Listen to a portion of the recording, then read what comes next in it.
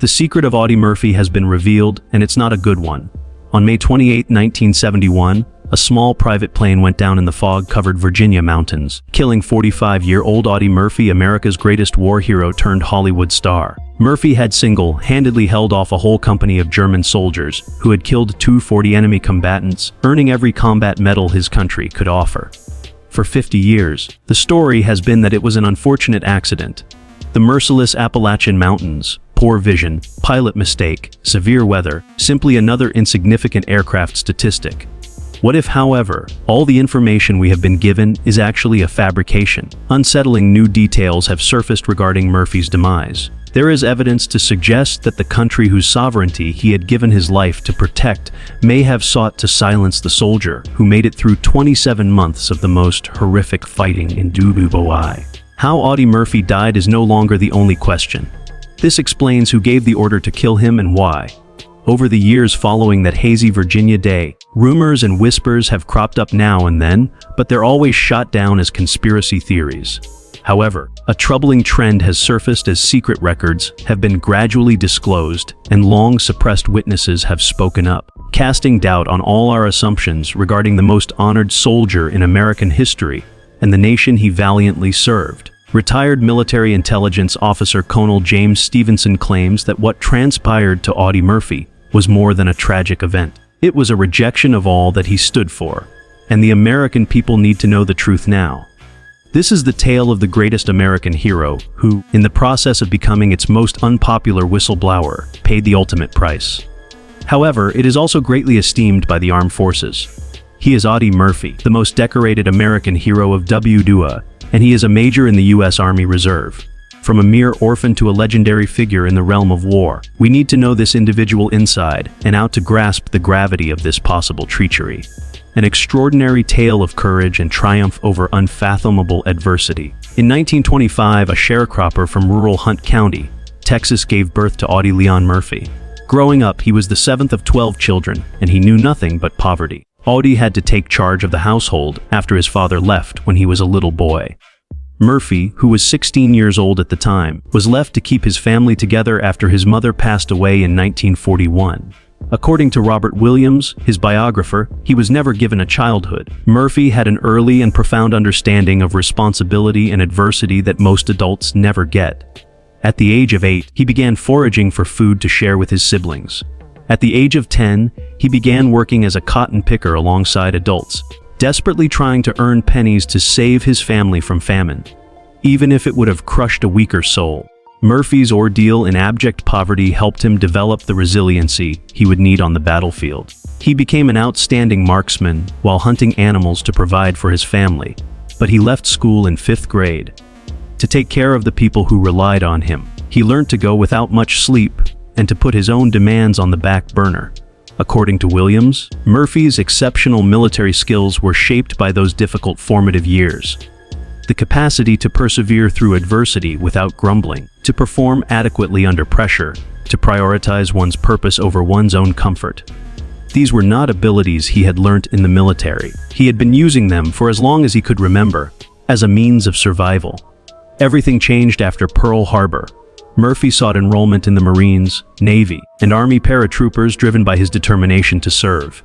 Because he was underweight, only 112 pounds, and too short the 5 feet 5 inches, everyone turned him down. Refusing to give up, he lied about his age and persuaded the Army infantry to accept him in 1942, the year after he turned 17.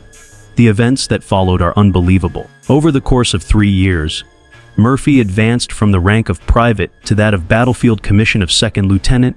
During World War II, despite being tiny and uneducated, he was the most decorated combat soldier of the war.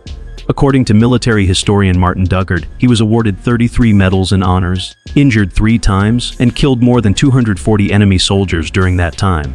His record of battle is astounding. He used seized German machine guns to decimate an Italian cavalry battalion during the Allied invasion of Sicily. On his own, he took a German machine gun nest in France and turned it against the enemy. Around Ramatu, he remained exposed to danger for more than an hour as he slipped into no man's land to discharge artillery fire upon the approaching enemy soldiers. What separated Murphy from other brave soldiers wasn't just courage, says Frank Morgan, a military expert and fighter. His composure in the face of danger was almost miraculous. His superiors remarked on how, as the situation worsened, he was laser-focused and methodical. Fear gripped most others, but Murphy's thoughts appeared to slow down, enabling him to make judgments that could have ended his life with extraordinary clarity. His defining moment occurred on January 26, 1945, close to Holtz, France. He confronted an overpowering German army with a company that had been whittled down from 128 to just 19. Despite his wounds, Murphy hopped on board a tank destroyer that was on fire as his comrades withdrew. He held off a whole company of German forces with its machine gun, then spearheaded a counterattack while wounded in the leg. He was awarded the Medal of Honor for this deed. Just 19 years old, he was. It was like standing on top of a box of dynamite. Murphy said later with his trademark shyness, "I lost track of the number of Germans I killed and the number of machine gun nests I destroyed. I fought back because I was terrified." Including 5 medals from Belgium and France, Murphy had amassed every combat award that was available to the United States at the time the war ended. Coming home, he became more than simply a hero. He became a legend. Life magazine featured his innocent visage as the most decorated soldier in American history. However, as we are now aware, it would have been much simpler to survive the war than the peace. According to investigative journalist Michael Thorne, the nation that celebrated Murphy in 1945 would turn on him in 1971. But the what and where of the intervening period is essential to comprehending the why. The story of how the war hero went from hero to Hollywood star to villain. Motion picture actor. But he will go down in U.S. Army history as the most decorated DW soldier, and that man is none other than Audie Murphy. Obviously, stardom in Hollywood and secret suffering. It's almost unbelievable how Murphy made it to Hollywood. Murphy was invited to Hollywood by actor James Cagney after seeing him on the cover of Life magazine. Universal Studios recruited Murphy to a contract despite his lack of acting skills because of his genuine hero status in the war. According to Catherine Jiang, a film historian, he was very confused when he came in Hollywood. He lacked knowledge of the industry, education, and connections. His genuine charisma shone through in his roles, and viewers could feel an instant connection to him, particularly in westerns, where his background with horses and firearms was a perfect fit. Murphy went on to star in almost 40 films during the subsequent 20 years. He wasn't merely a show. He became a real star after appearing in westerns such as Night Passage, No Name on the Hill, The Red Badge of Courage, and others. In 1955, Murphy achieved his pinnacle of fame with the film version of his autobiography, To Hell and Back, in which he portrayed himself. Up until Jaws came out in 1975, the picture was Universal's highest-grossing picture. According to Jen, To Hell and Back has a very meta quality. Murphy was, in effect, acting out the nightmare that had plagued him for so long, reliving the most terrifying combat moment of his life for the cameras. He had to do his now famous stance atop the blazing tank destroyer in one sequence. There had to have been a tremendous mental toll. In addition to his acting career, Murphy was a prolific songwriter for country music, penning tunes that Dean Martin, Eddie Arnold, and Charlie Pride all sang. He was an entrepreneur who became wealthy by raising race horses, in a field where deceit is rampant. He became known as a straight shooter and became friends with Hollywood greats like Jimmy Stewart. Audie Murphy seemed to have made a seamless transition from military hero to Hollywood star, at least on the surface. His flawless facade belied the monsters that would devour him in due time. According to Dr. Matthew Sullivan, a professional psychologist, he suffered from a condition today known as severe post-traumatic stress disorder. Combat trauma was not even a recognized medical condition in the 1950s and 1960s. It was believed that veterans like Murphy would just get over it. Murphy was unable to overcome it. While he did sleep, he had nightmares, suffered from insomnia, and slept with a loaded pistol beneath his pillow.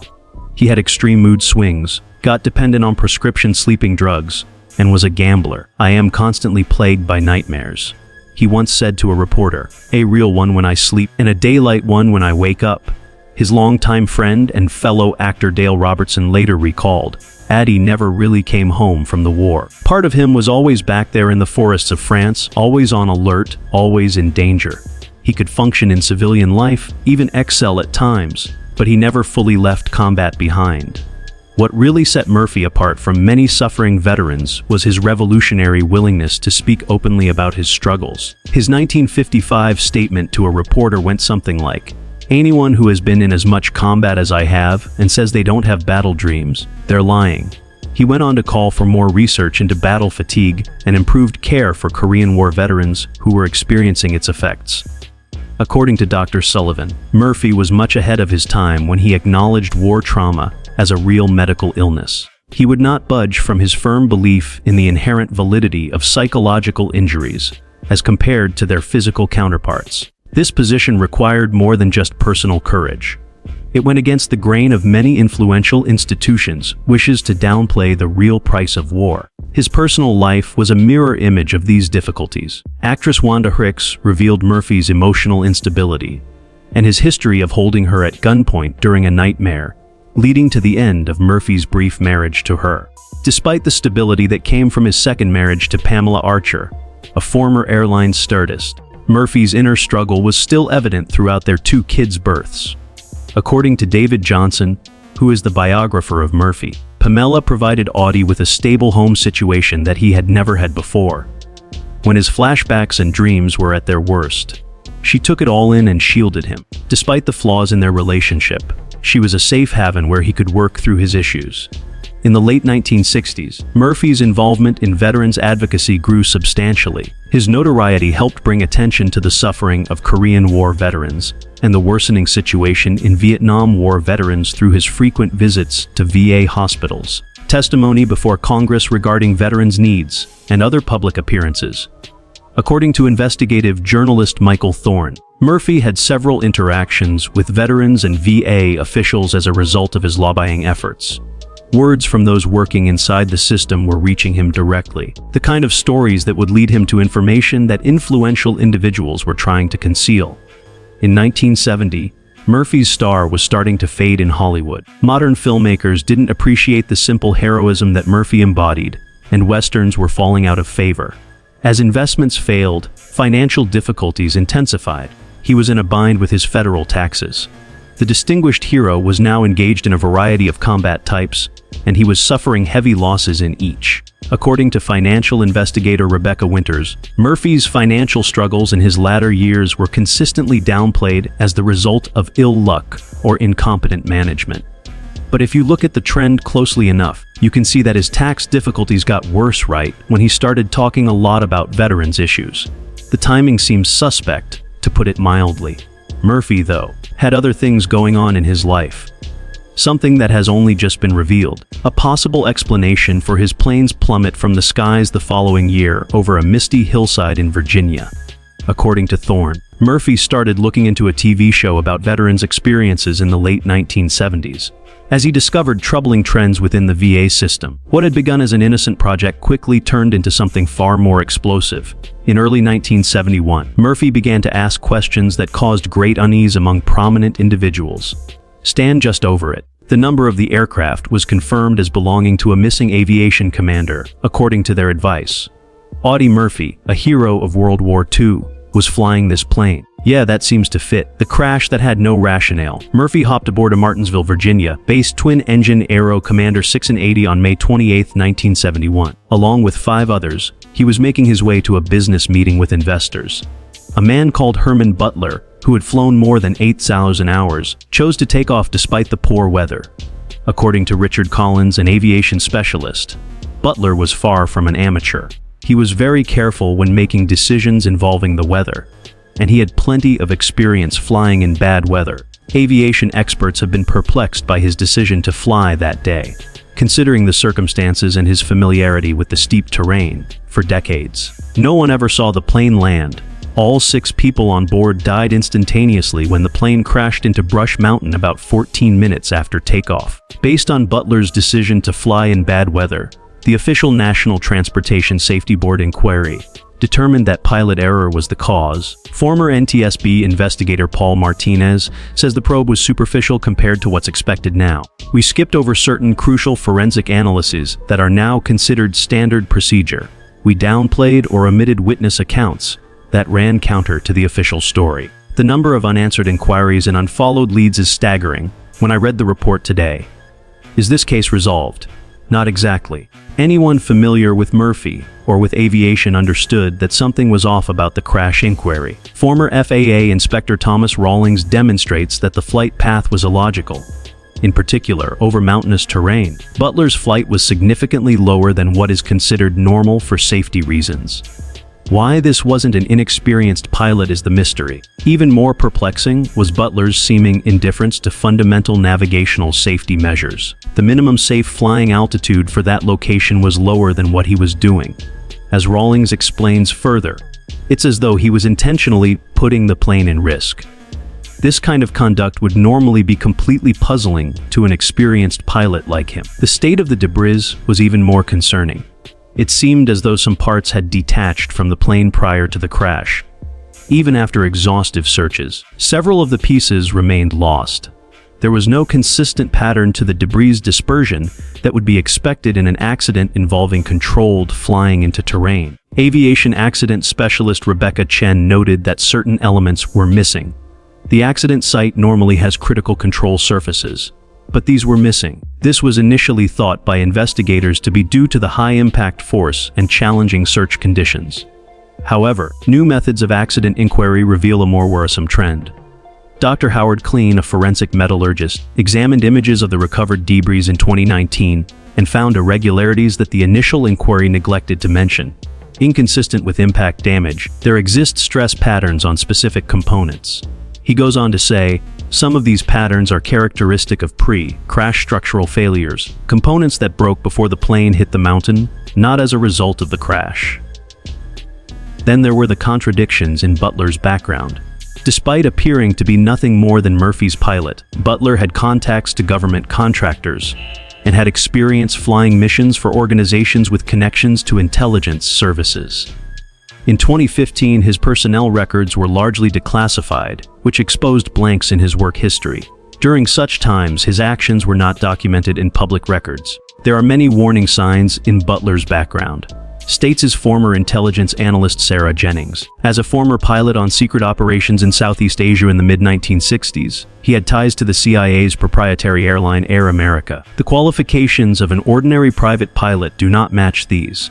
They recommend an individual for particular covered activities based on their knowledge, contacts, and abilities. The fact that the official investigation failed to completely incorporate the witness statements is very troubling. Before they saw the plane go down, 3 eyewitnesses said they heard an explosion. In the final report, these stories were briefly mentioned, but then disregarded, since they were deemed to be caused by the sound of impact, instead of an event occurring in mid-air. Harold Simmons, a local neighbor who was 17 years old at the time, insisted until his death in 2018 that the sound he perceived was most certainly not impact. He maintained in an interview from 2010 that it was in the air when the plane crashed. It was clear to me what was said. After what seemed like an eternity, followed by a loud boom, came the inevitable crash. They sounded different. Although Audie's widow Pamela Murphy had doubts about the official findings from the start, she was powerless to do anything about it. Their son Terry Murphy says that Pamela never thought it was an accident. She would insist, "Your father survived hundreds of combat missions. He wouldn't get on a plane with a pilot he didn't trust completely, and he wouldn't trust a pilot who would take unnecessary risks." For decades, these peculiarities remained just that, curious inconsistencies in an otherwise straightforward accident investigation. Murphy's relatives voiced skepticism on occasion, but they had no proof to disprove the government's story. Subsequently, 2018 was a watershed year. What happened in 2018 was a convergence of factors, explains Michael Thorne, an investigative journalist. First, under the 50-year rule, intelligence materials from the Vietnam era will be declassified in a big way. Second, reanalysis of crash evidence was made possible by breakthroughs in forensic technology. Thirdly, as they neared the end of their life, those who had remained silent for decades felt comfortable enough to speak up. Even the most pessimistic onlookers would be shocked by the picture that emerged. Even though it was only 3 years, I can tell you that it felt like an eternity. The latest proof, the darkest secrets. An unanticipated source provided the breakthrough. Thousands of papers pertaining to Cold War-era domestic surveillance programs that have been declassified.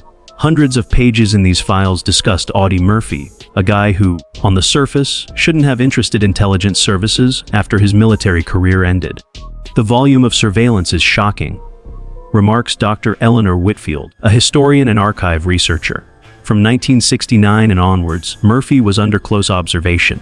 There are accounts from various informants within his close circle, as well as recordings of his phone conversations and interceptions of his correspondence.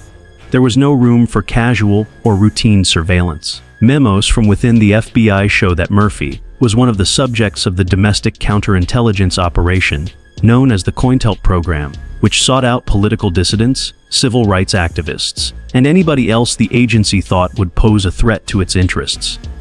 According to Samuel Drake, a former FBI agent and whistleblower, the severity of the Murphy surveillance is what is most troubling. Comparable resources were allotted to his surveillance as were those to prominent anti-war and civil rights campaigners. So, why should a patriotic Hollywood celebrity and combat hero be subject to such intense scrutiny? But why would the government be spying on the most decorated combat hero in American history? It seems that Murphy's last, little-known endeavor holds the key. Murphy was producing a TV show predicated on his time spent working for the VA in the months leading up to his untimely demise. While conducting this investigation, he came across what he took to be proof of financial mismanagement, corruption, or perhaps much worse. Investigative writer Michael Thorne, who has spent years putting together the pieces of Murphy's last months, argues that Murphy had stumbled across a practice that diverted resources from VA hospitals for classified research. It seems that Murphy had found proof of illegal research on veterans, experiments with psychological conditioning techniques that would later become associated with programs like MKU, based on fragmentary records and conversations with Murphy's live acquaintances.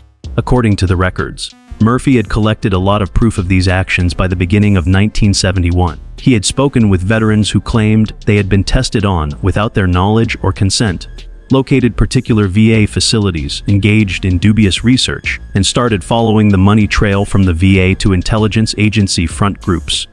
Dr. Whitfield Murphy had established a connection between VA hospitals, defense contractors, and secret behavior modification programs, and the issue wasn't limited to embezzled monies alone. If made public, his evidence, which included names, dates, and locations, could have exposed other clandestine activities. This revelation would have been intolerable for a man whose entire post-war existence had been devoted to fighting for health care for veterans. And Murphy was an existential danger to the organizations that were doing the research. Thorne points out that he wasn't your average celebrity who threatened to reveal government corruption. Unquestionable moral authority on matters pertaining to veterans was possessed by Audie Murphy, the most decorated soldier in American history. He would get more attention if he shared his findings with the public. According to the newly disclosed documents, Murphy had multiple arranged encounters with journalists in June 1971, none of which he ever showed up for. Meetings with reporters from the Washington Post and the New York Times were scheduled in the weeks following his deadly trip. According to his recently analyzed appointment calendar, which he had recovered from his effects, Thorne accuses the timing of being damning. Unfortunately, Murphy passes only a few days before he was supposed to meet with a group of highly powerful investigative journalists from across the nation. A year later, the news of the Pentagon Papers would be broken by these very same publications. They had already shown that they were prepared to release sensitive information if it served the public good. The fact that Murphy had already spoken to his lawyer about starting a fund to defend VA whistleblowers adds another layer of suspect timing. Those who were afraid of reprisal but wanted to come forward nevertheless. Despite being located in his briefcase at the crash scene, the paperwork for this foundation was not included in the official inventory of recovered materials. Particularly damning were the results of the forensic reanalysis of the crash photos and the scant physical evidence that survived. It appears that independent investigators have found evidence of tampering with the aircraft's control systems using current-enhancing techniques and analytical tools that were not accessible in 1971. James Michaels, a specialist in aviation forensics, reveals that crucial components have tool marks that don't match up with factory installation or regular maintenance. The marks indicate that the control linkages were altered in a way that would go unnoticed during pre-flight inspection, but would lead to disastrous failure once in the air. The investigation uncovered what seems to be an intentional attempt to compromise the elevator control cables, which are responsible for regulating the pitch of the aircraft. Under typical circumstances, the alteration would go unnoticed. The steep terrain practically guarantees turbulence, which would cause the compromised components to fail and send the plane into an irreversible descent. It's the ideal act of deceit, Michaels says. Very difficult to trace, almost certainly lethal, and readily attributable to external factors like bad weather or pilot mistake. It follows the same pattern as the strategies used for clandestine operations during that era. An explosive accusation was made public in 2020 by a former technician at the Martinsville airport. He spoke on the condition of anonymity owing to persistent security concerns. But he did say that the night before Murphy's deadly journey, he saw two men working on the jet. Unidentified men who did not seem to be part of the normal maintenance team and who failed to document their tasks. According to the technician's sworn affidavit, I didn't question them at the time, because they had credentials. They weren't our usual mechanics, though. After learning about the crash, I brought them up the following day, and my supervisor advised me to block off any memory of seeing anything.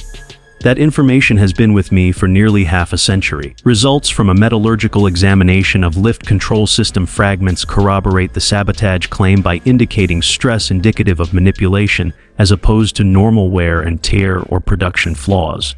A purposeful scoring or partial cutting of the components would guarantee failure under stress, while giving the impression of a typical mechanical breakdown. According to the pattern of metal fatigue, worryingly, the proof originates from inside the government.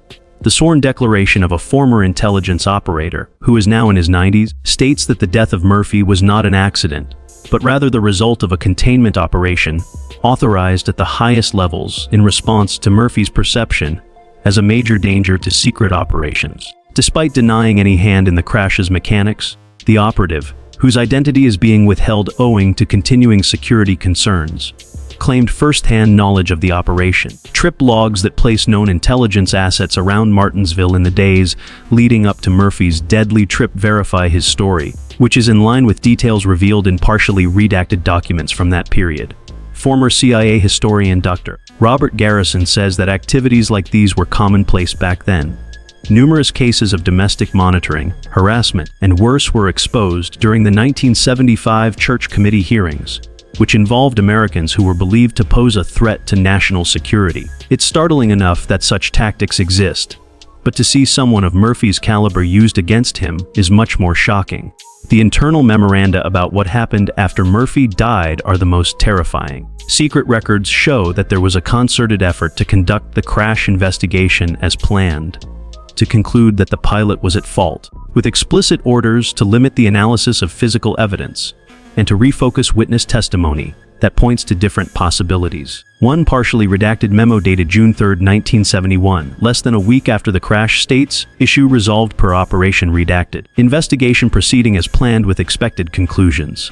All assets in place to manage any deviations from narrative." Taken together, these revelations paint a disturbing picture. Audie Murphy, who had survived over 2 years of brutal combat against Nazi Germany, may have been killed by his own government to prevent him from exposing unethical experimentation on the very veterans he had fought to protect. The evidence doesn't just suggest government involvement, concludes Thorne. It points to a deliberate, coordinated assassination of America's most decorated war hero, because he refused to stay silent about what was being done to his fellow veterans. If that doesn't shake your faith in institutions, I don't know what would. Legacy shadowed by betrayal. For Murphy's family, these revelations have been both vindicating and devastating. His son, Terry Murphy, has led the charge for a formal reinvestigation of his father's death. "My father survived hundreds of combat situations where the odds were stacked against him," Terry stated in a recent interview. "The idea that he simply died in an accident never sat right with our family.